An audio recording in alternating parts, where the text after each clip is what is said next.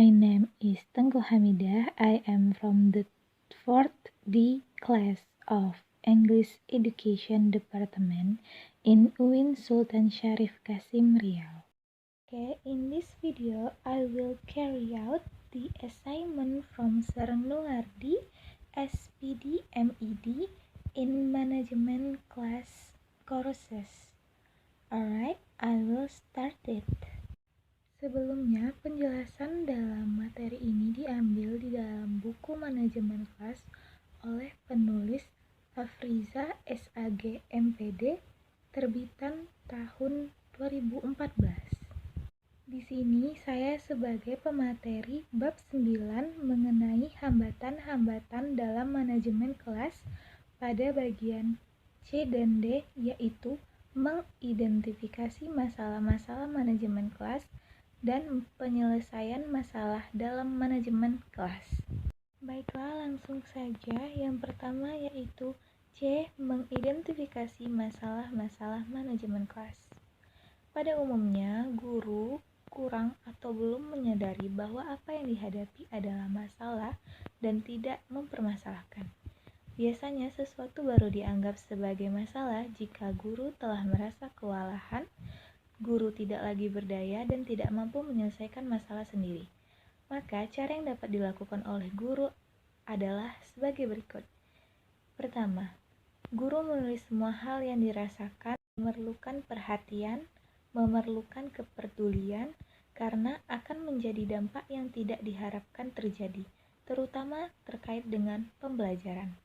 Yang kedua, guru memilah-milah masalah tersebut menurut jenis dan bidang permasalahannya. Yang ketiga, masalah yang telah dipilah-pilah disusun secara berurutan, dimulai dari yang paling ringan. Yang keempat, dari setiap urutan masalah tersebut diambillah 3 atau 5 masalah dan coba mengkonfirmasi kepada sesama guru di sekolah. Dan yang terakhir yaitu 5. Jika masalah yang dirumuskan ternyata mendapat konfirmasi, maka masalah tersebut memang merupakan masalah yang patut untuk diangkat sebagai masalah yang harus dipecahkan atau diselesaikan.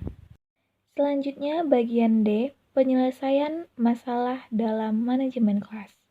Langkah-langkah penyelesaian masalah dalam manajemen kelas ada 9 menurut Mulyadi. Yang pertama ada identifikasi masalah siswa. Selanjutnya, membuat rencana penanggulangan terhadap masalah siswa. Yang ketiga, menetapkan waktu pertemuan dengan siswa yang bermasalah.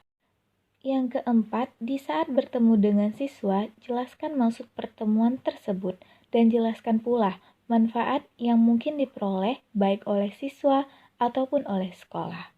Yang kelima, tunjukkan kepada siswa bahwa guru pun bukan orang yang sempurna dan tidak terlepas dari kekurangan. Yang keenam, guru berusaha untuk membawa siswa kepada masalahnya, yaitu pelanggaran terhadap peraturan yang berlaku. Yang ketujuh, bila pertemuan yang diadakan ternyata siswa masih responsif, guru dapat mengajak siswa untuk melaksanakan diskusi pada waktu yang lain.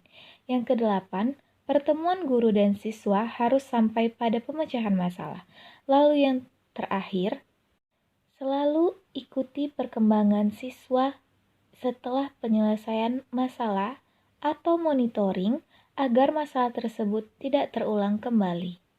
Poin selanjutnya yaitu masalah-masalah yang terjadi di dalam kelas harus segera diselesaikan agar gangguan terhadap pelaksanaan pembelajaran tidak berlangsung lama. Contoh pertama, siswa meninggalkan ruang kelas. Deskripsi, aktivitas siswa meninggalkan ruang kelas untuk pergi ke kamar mandi atau keperluan lainnya merupakan hal yang cukup penting.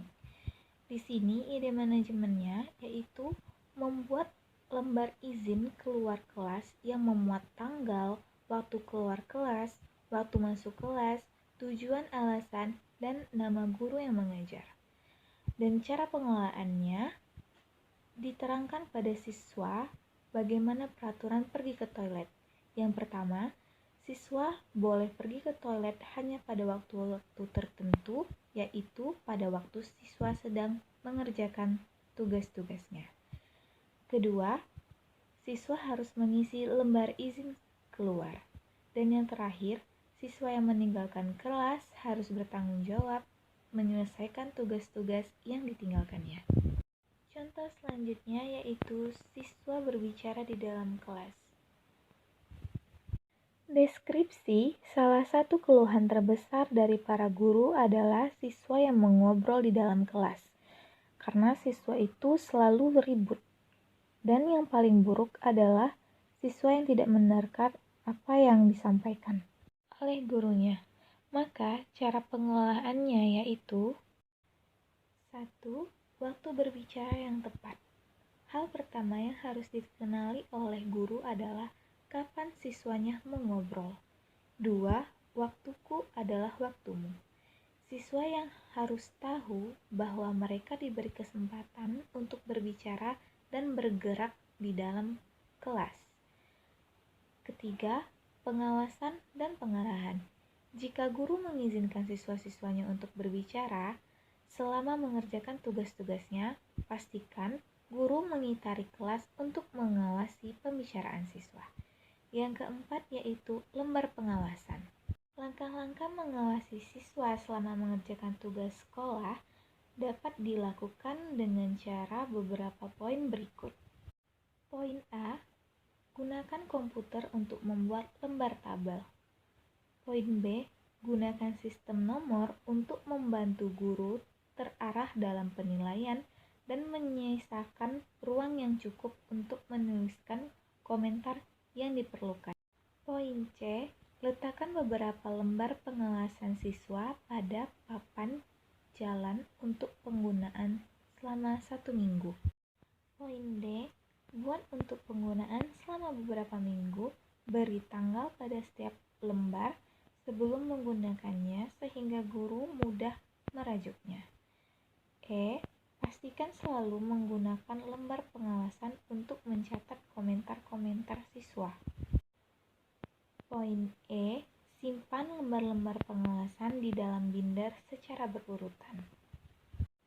Dan gunakan pembatas untuk memisahkan lembar pengawasan pada setiap periode penilaian. Poin terakhir yaitu poin G, pastikan untuk mendokumentasikan perilaku buruk siswa dan masalah lainnya dalam folder masing-masing siswa di setiap minggunya. Hal itu berguna agar guru tidak perlu membawa seluruh berkas laporan pengawasan saat mengadakan pertemuan dengan orang tua siswa. Sekian penjelasan saya mengenai bab 9 pada bagian C dan D. Apabila ada banyak kekurangan, saya mohon maaf. Wabillahi taufiq wal hidayah. Wassalamualaikum warahmatullahi wabarakatuh.